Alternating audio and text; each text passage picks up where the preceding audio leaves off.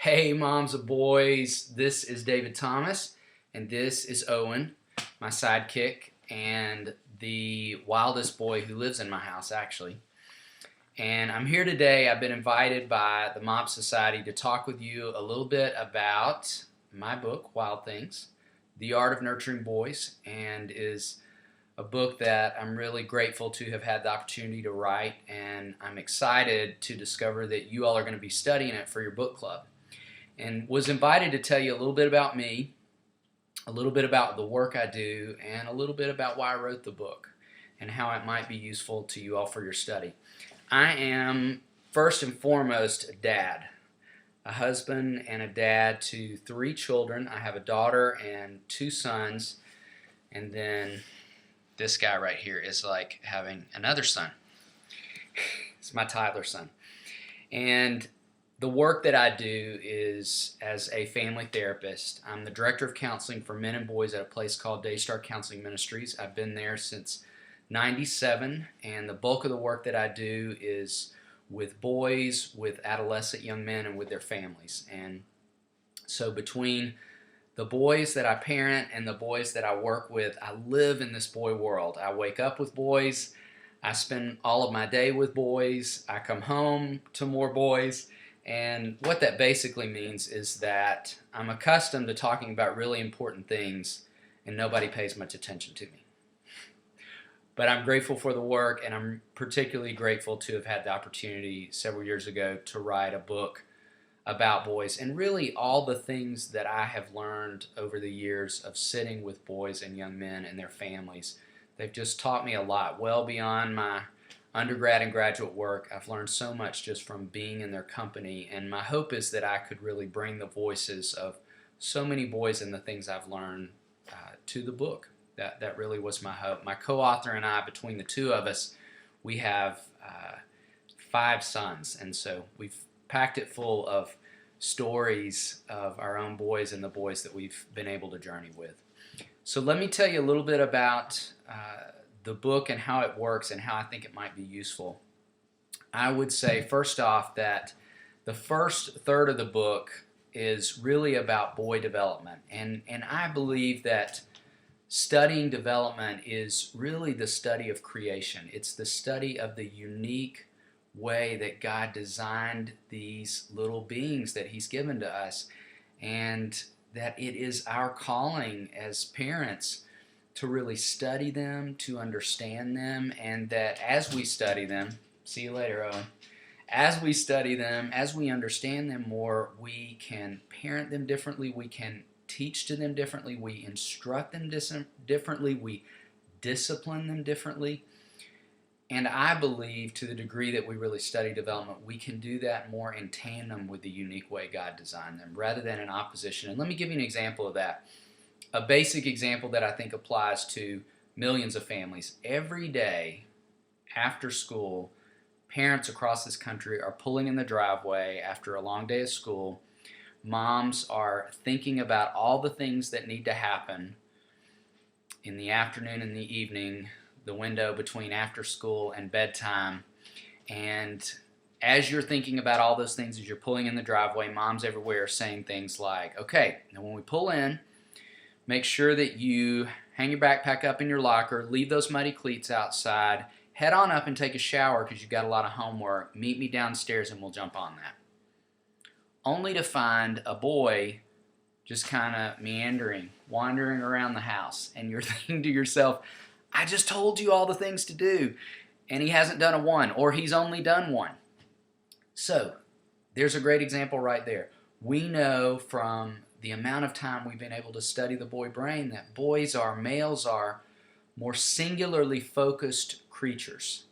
You as females have this remarkable ability to take in a lot of sensory data, and you have this extraordinary ability to do what we call multitasking, where you can think about a lot of things at one time. Things can be coming at you, and you have a remarkable ability to work with all those.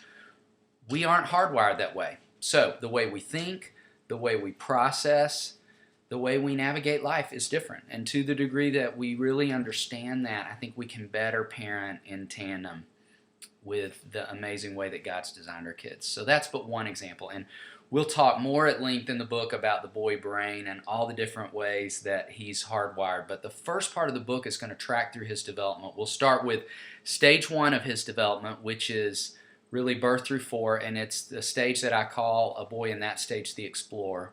And just some amazing, fascinating things are happening as he is beginning to explore and understand his world. And in that chapter, and in each chapter on development, I will talk about what's going on with him, and then also what does he need from us.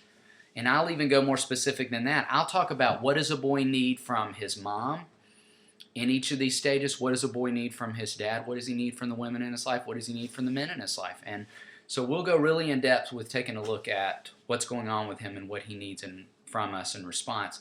Stage 2 is about a boy between the ages of 5 and 8, and I call that young man the lover. And for those of you who are watching this and you're parenting a boy between 5 and 8, I'm about to tell you in the book that I think boys are full of some of their best stuff in this moment of their development. It's an exciting time in a boy's life, and we'll talk about how tender and imaginative he is, all of what's going on with him in that moment and what he needs.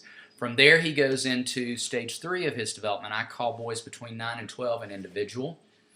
That is a pivotal moment. There are some things that happen specifically in that moment of his development that honestly we miss.